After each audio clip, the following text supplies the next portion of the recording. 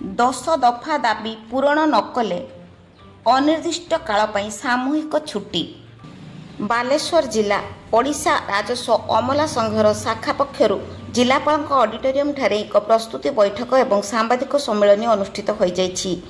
ଏହି ସଭା ଓ ସାମ୍ବାଦିକ ସମ୍ମିଳନୀରେ ରାଜ୍ୟ ସାଧାରଣ ସମ୍ପାଦକ ନରେଶ ଚନ୍ଦ୍ର ମହାପାତ୍ର, ରାଜ୍ୟ ସଂଗଠକ ସମ୍ପାଦକ ରମାକାନ୍ତ ସାହୁ, ଢେଙ୍କାନାଳ ଜିଲ୍ଲା ସଭାପତି ବିଭୂତି ଭୂଷଣ ପଟ୍ଟନାୟକ, ବାଲେଶ୍ୱର ଜିଲ୍ଲା ସଭାପତି ରୂପ କୁମାର ଦାସ, ସମ୍ପାଦକ ସ୍ୱସ୍ତିକ ଦାସ ପ୍ରମୁଖ ଯୋଗଦେଇ ସରକାର 10 ଦଫା ଦାବି ପୂରଣ ନ କଲେ ଆସନ୍ତା 11 ଅଗଷ୍ଟ ଠାରୁ ଅନିର୍ଦ୍ଦିଷ୍ଟ କାଳ ଯାଏଁ ସାମୂହିକ ଛୁଟିରେ ଯିବେ ବୋଲି ସଂଘ ତରଫରୁ ଚେତାବନୀ ଦିଆଯାଇଛି।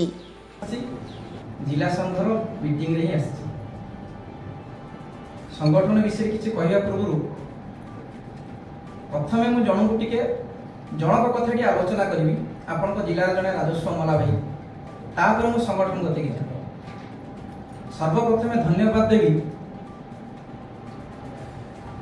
अरुणाकर पंडा भाई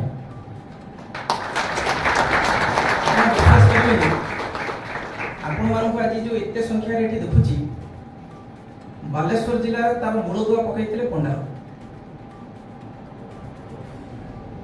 2014-15 से बोधे मो सहित राति 1-1:30 पर्यंत से वयस भी राति 1-1:30 पर्यंत मो सहित कथा है।